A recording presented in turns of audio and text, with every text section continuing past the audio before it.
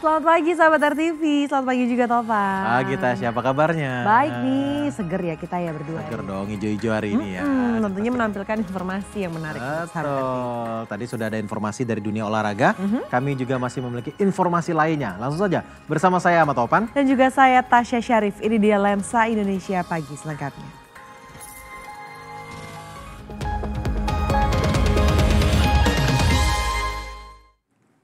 Nah ini Topan, mau makan siang gratis nggak? Gratis? Gratis dong. Mau lah, hari gini siapa yang gak mau sih makan siang gratis? Siapa yang gak mau ya? Iya. Nah ini mumpung lagi ada uji coba di sekolah-sekolah nih Pak. Oh ternyata. Programnya Prabowo Gibran itu ya. Ini kali ini di Jakarta dan menunya katanya sih lebih mewah. Penasaran ya seperti apa aja sih isinya? Ini dia ceritanya.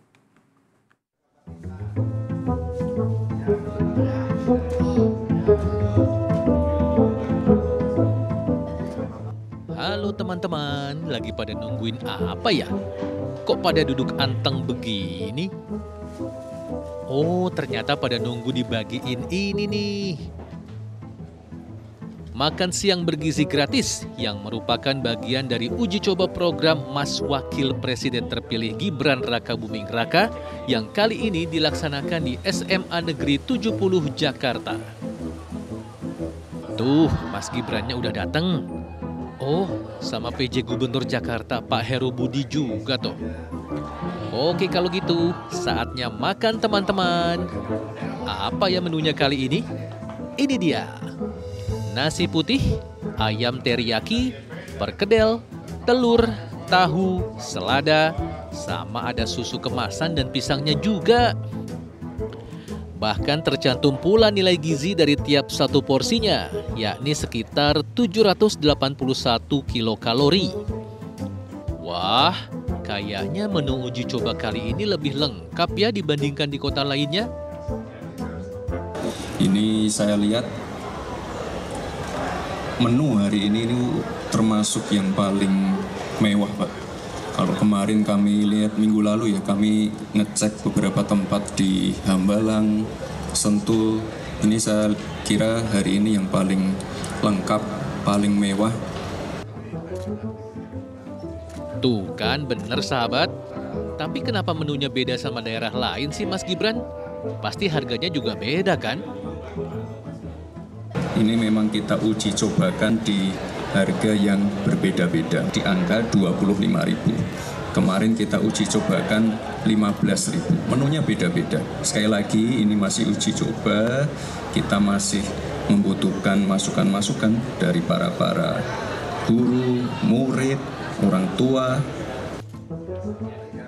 Sementara soal anggarannya ke depan, Gibran mengaku masih akan mendiskusikannya bersama Presiden terpilih Prabowo Subianto. Selain itu, Gibran juga menjelaskan akan memberi perhatian khusus kepada murid-murid yang punya alergi terhadap lauk tertentu agar dibedakan menunya. Diketahui makan siang bergizi gratis adalah salah satu program pasangan Prabowo Subianto dan Gibran Rakabuming Raka yang dikampanyekan sejak pemilihan Presiden 2024. Setelah dinyatakan terpilih, keduanya mulai melakukan simulasi pelaksanaan program tersebut di sejumlah daerah. Dari Jakarta, Haji Atmoko, RTV.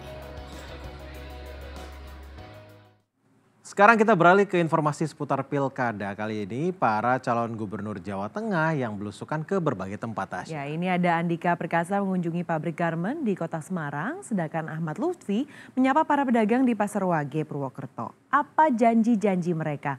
Yuk kita dengar bersama.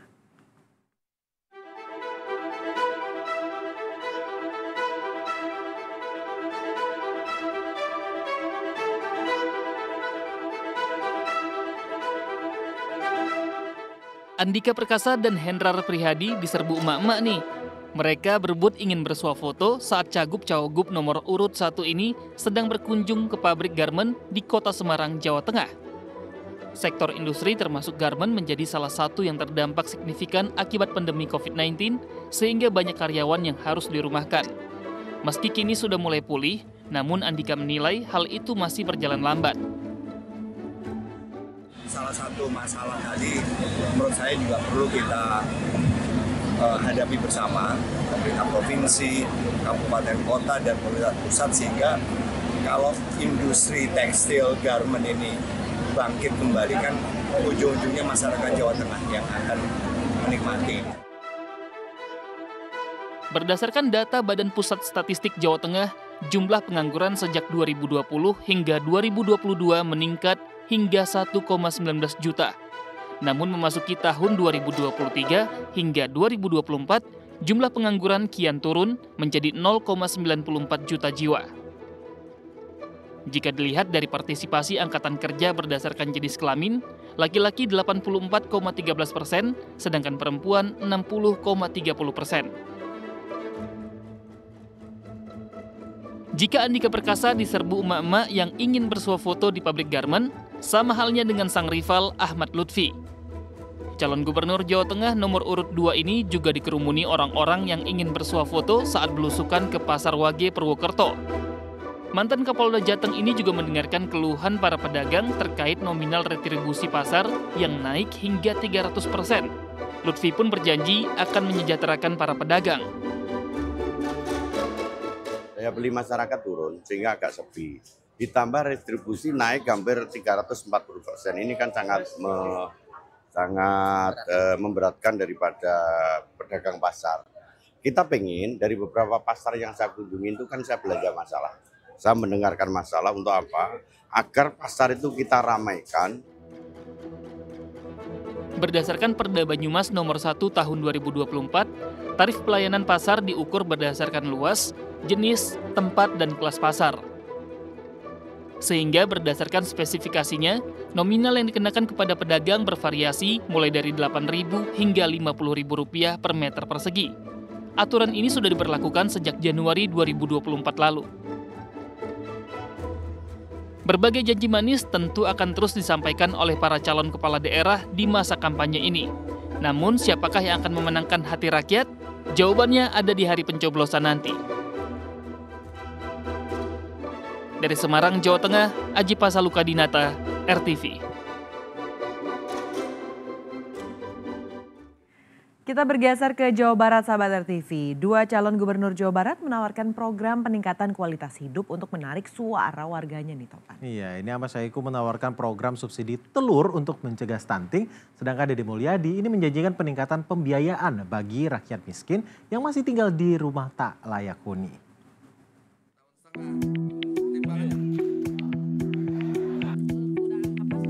Calon Gubernur Jawa Barat nomor urut 3 Ahmad Syahiku belusukan ke Kampung Cibogo, Kabupaten Bandung Barat, Jawa Barat pada Rabu sore.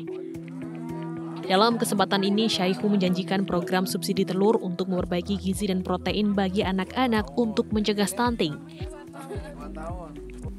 Dalam rangka mengatasi stunting ini mungkin kita akan upayakan tadi untuk penambahan protein. Salah satu sumber protein ya dari telur. Ini akan kita jadikan program untuk membantu masyarakat yang terdampak stunting itu dengan subsidi telur begitu.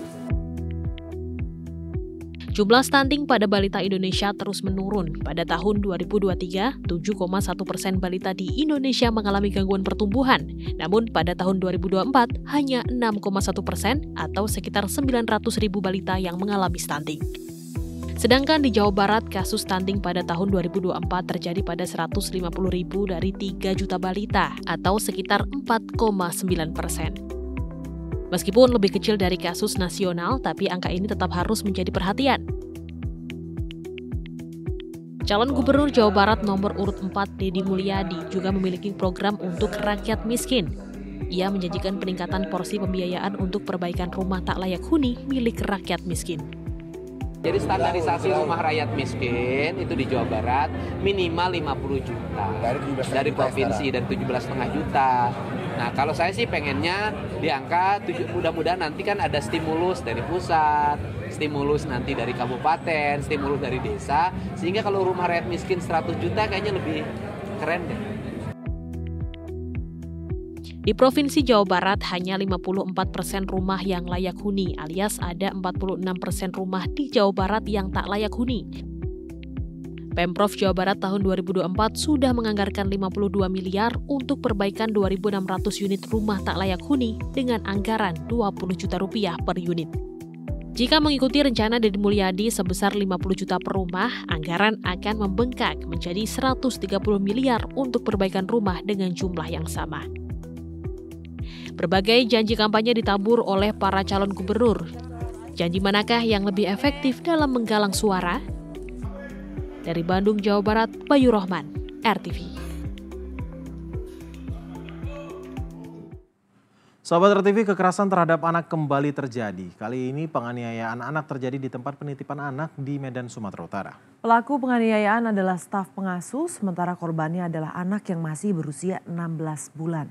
Bagaimana reaksi orang tua korban melihat kejadian yang menimpa buah hatinya? Simak informasinya berikut ini.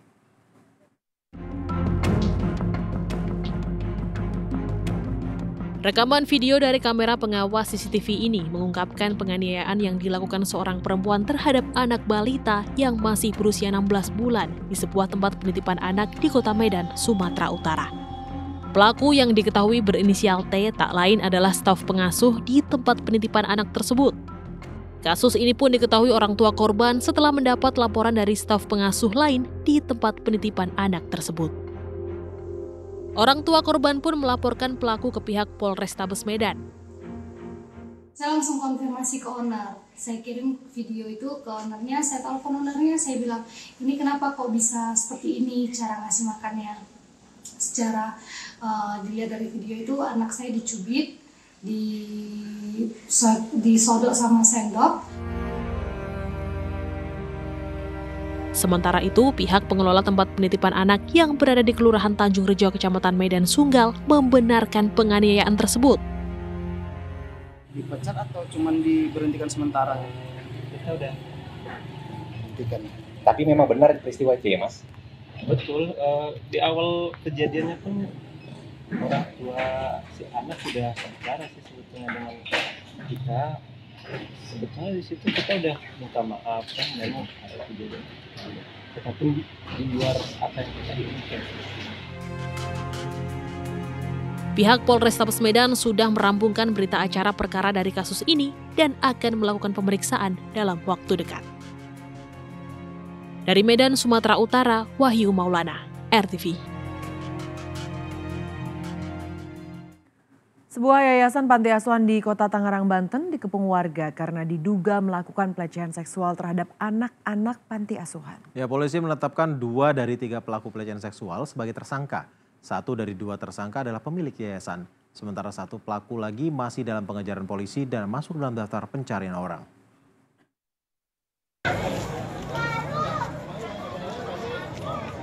Kamis malam pekan lalu, Yayasan Panti Asuhan Darussalam An-Nur di Kunciran Indah, Kecamatan Pinang, Kota Tangerang, Banten, dikepung ratusan warga sekitar karena diduga terdapat praktik penyimpangan seksual yang dilakukan pengurus yayasan terhadap sejumlah anak di panti asuhan tersebut.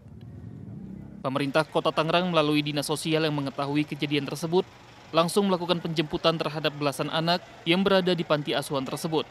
3 pelaku dilaporkan warga dalam kasus ini. Di sini pelakunya ada 3 yang baru berhasil kita laporkan. Tapi padahal ada 4, ada 5 ya, menyusul yang lainnya. Ini hasil dari laporan pengurus di sini ya, ini berdiri 20 tahun. Bisa dibilang 15 tahun lebih dia melakukan praktek pencabulan dan pelecehan, serta sodomi pada anak-anak.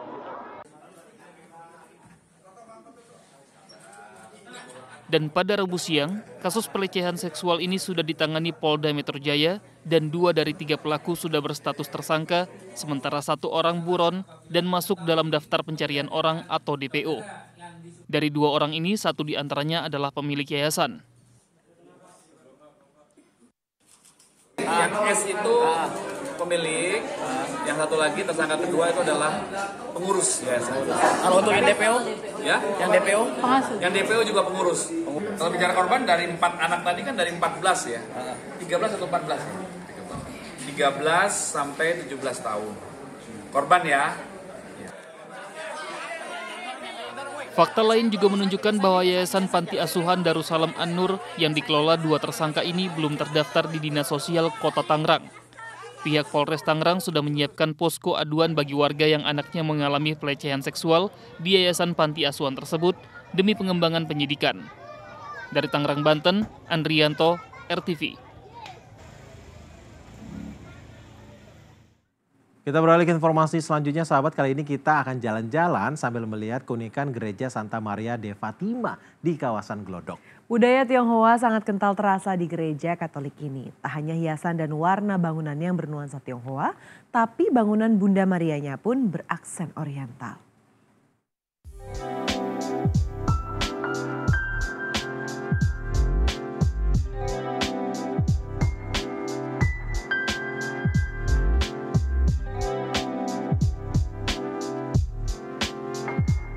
Nuansa oriental yang sangat kental langsung menyambut begitu kita masuk ke halaman gereja. Mulai dari warna merah dan kuning yang mendominasi di setiap sudut, hingga bentuk arsitektur Tiongkok dan patung singa yang ada di samping gereja. Gereja Santa Maria de Fatima merupakan salah satu gereja tertua di Keuskupan Agung Jakarta. Gereja ini dulunya merupakan rumah seorang kapitan yang bernama Chiu. Rumah ini dibeli untuk dijadikan tempat ibadah yang melayani umat, khususnya para perantauan dari Tiongkok yang tinggal di wilayah Glodok, Jakarta. Tidak banyak yang diubah dari struktur bangunan, dan keindahan itu bisa kita saksikan hingga saat ini. Para pastor mempertahankan bangunannya seperti aslinya itu karena paling tidak untuk menarik supaya umat Katolik yang ada di sekitar sini, terutama kan mereka keturunan Chinese kan, jadi merasa tempat ibadahnya itu seperti rumah sendiri.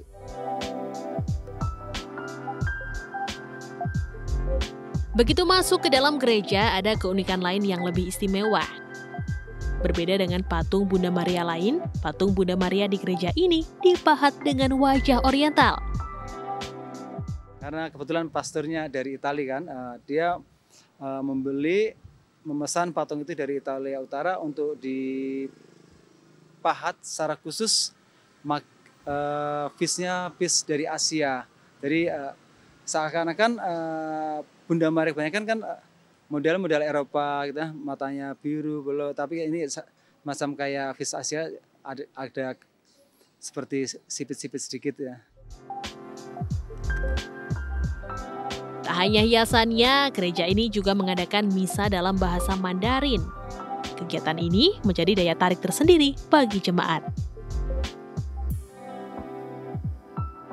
Setiap minggu saya ke sini, tapi ya kalau misalnya harian atau apa ya saya ke misa yang bahasa Indonesia atau gimana gitu. Kadang-kadang kalau misalnya minggu tanggal sekian minggu yang misa ini nggak bisa ya saya ke Sabtu yang bahasa Indonesia gitu. Jadi nggak harus ya. Gereja Santa Maria de Fatima merupakan contoh hasil akulturasi antara budaya Tionghoa dengan agama Katolik. Dan saat ini bangunan gereja secara resmi dilindungi pemerintah karena menjadi bangunan bernilai sejarah dan budaya. Dari Jakarta, Iyas Aprilia, Riki Rusdiana, RTV. Informasi tadi menutup jumpa kita di Lensa Indonesia Pagi hari ini. Saya Tasya Syarif. Dan saya Ahmad Topan mewakili segenap kru yang bertugas undur diri. Terima kasih atas perhatian kamu, selamat beraktivitas. Dan sampai jumpa.